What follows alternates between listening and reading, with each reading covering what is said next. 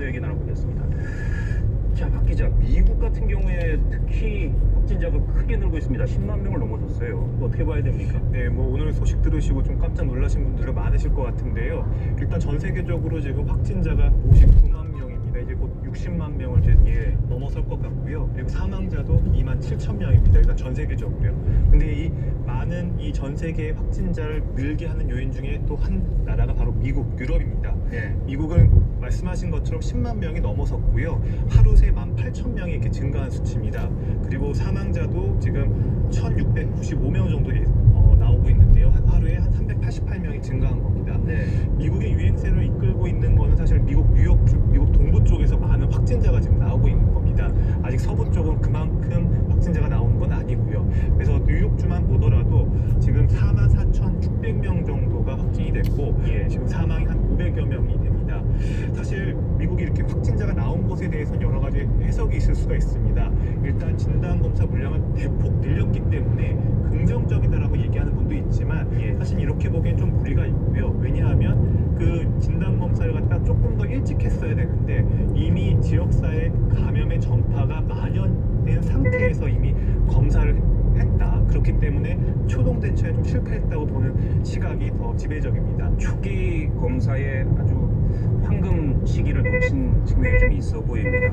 자, 그런데 중요한 거는 이제 이렇게 폭발적으로 늘어나는 추가 확진자를 의료 시스템이 감당할 수 있느냐, 그것이 중요한 문제인 것 같아요.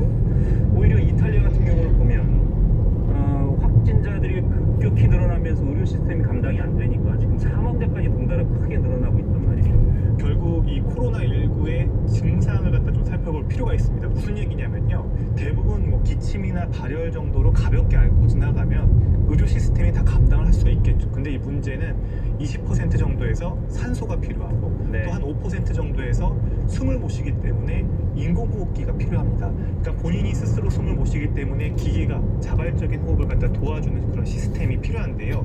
아무래도 이런 건 중환자실이 병상 수가 확보가 돼야 되는 문제입니다.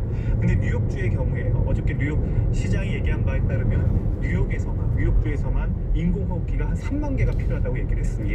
근데 뉴욕주에는 한 4천 개밖에 없고 연방정부가 지원해 줄 수 있는 게 또 4천 개 정도고 또 7천 개를 갖다가 신청을 했지만 이것만으로도 좀 부족한 상황이라고 얘기를 했습니다. 네, 그래서 트럼프 대통령이 제너럴 모터스 자동차 만드는 회사인데 그 회사에다가 인공호흡기를 좀 만들라 이렇게 명령을 했습니다. 네, 맞습니다. 전쟁 중에나 명령이 가능한 한 대통령이 한 기업에 어떤 인공호흡기 물자를 갖다 생산하라고 명령을 한 거죠. 근데 제너럴 모터스에서도 지금 이것들을 갖다가 맞출 수 있을지 없을지는 좀 관건인데요. 사실 어느 정도로 미국이 지금 심각하냐면요. 미국 각 41개 주에 있는 각 시장 협의회가 있습니다. 미국 시장 협의회에서 213명인데 그 각각의 대표자들 213명에게 설문조사를 했는데 그중 90%가 각 주의 그 시에 진단검사 장비하고 마스크, 의료진의 개인 보호가 부족하다고 얘기를 했습니다. 특히 85% 정도가 인공호흡기가 충분하지 않다라고 얘기를 했고요. 그래서 지금 미국에서 필요한 의료 물자 요청한 것만 안면 마스크가 2,800만 개, 그리고 가운이나 장갑 같은 의료진의 개인 보호구만 2,400만 개가 지금 필요하다고 얘기를 하고 있고요. 그리고 진단검사 키트, 진단검사 장비도 한 790만 개가 부족하다. 그래서 그게 요청을 한 상태고 인공호흡기 같은 경우에는 13만 9천 개가 지금 필요하다 요청을 한 상태입니다. 네, 그래서 트럼프 대통령이 우리나라에도 의료 장비를 요청하고 있습니다. 자, 그런데 반면에 확진자는 크게 늘고 있지만 치사율을 안정적으로 관리하고 있는 나라도 있어요. 독일입니다.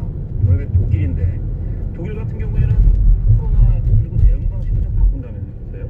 네, 뭐 독일 같은 경우에는 치사율이 지금 보면은 독일이 한 5만 명이 지금 확진됐습니다. 그리고 치사율 사망자 수는 그거보다 훨씬 더 낮게 잡히고 있는데요. 문제는 독일도요. 하루에 지금 증가한 환자 수가 지금 1,500명 이렇게 연속 나오면서 확진자가 5만 명이 넘는다고. 지리산 천왕봉 가는 길입니다. 이런 얘기들이 나오고 있습니다. 저기 앞에는 얼마 전까지만 해도요. 선천댐이 보이고 있습니다. 의료정보과의 공동회견에서 우리는 증상이 없는 사람 그리고 가벼운 경증이 있는 사람은 우리는 검사를 안 하겠다.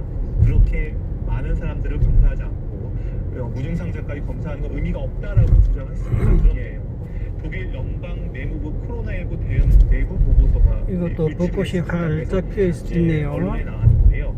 코로나19 검사만큼은 한국식으로 바꿔서 경증이나 무증상자도 검사를 해야 한다. 그래서 대대적인 검사를 확대하는 것이 지금 최우선이다라고 이렇게 얘기를 한 겁니다. 네, 독일도 우리나라식으로 적극적인 검사. 산청 양수 발전소입니다. 네, 그러니까 맞습니다. 오히려 일본 같은 경우는 어떻습니까? 일본의 확진자 수도 좀 늘고는 있습니다만 지금까지의 확진자 추이가 세계를 좀 어리둥절하게 만들었다라는 기사들도 있고요. 그런 상황인데 일본은 어떻게 보세요?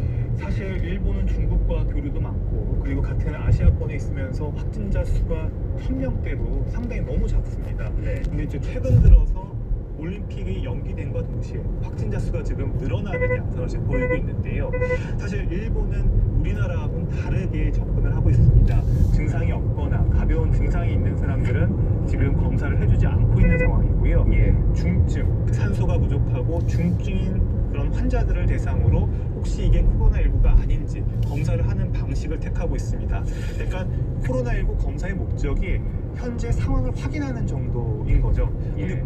우리나라의 코로나19 검사의 목적은 미리 무증상자나 경증인 환자도 발견을 해서 바이러스가 다른 사람들에게 전파되지 못하도록 선제적인 격리 조치를 하는 데 있기 때문에 우리나라하고 일본은 좀 대응 방식이 확실히 다릅니다. 그렇기 예. 때문에 향후에 이런 것들이 유행의 확산과 치사율을 낮추는데 어떤 영향을 미칠지는 좀 끝나봐야 좀 알 것 같습니다. 네, 나중에 의학적으로 면밀하게 일본 사례와 우리나라 사례 비교 분석하면은 아주 훌륭한 연구 자료가 나올 수도 있겠다는 생각이 듭니다.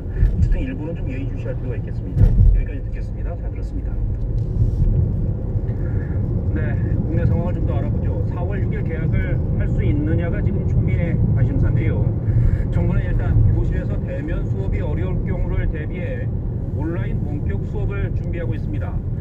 교육 현장에서는 여전히 우려의 목소리가 큽니다. 정부가 다음 주 초에 개학 여부를 최종 결정할 계획입니다. 천효정 기자가 보도합니다.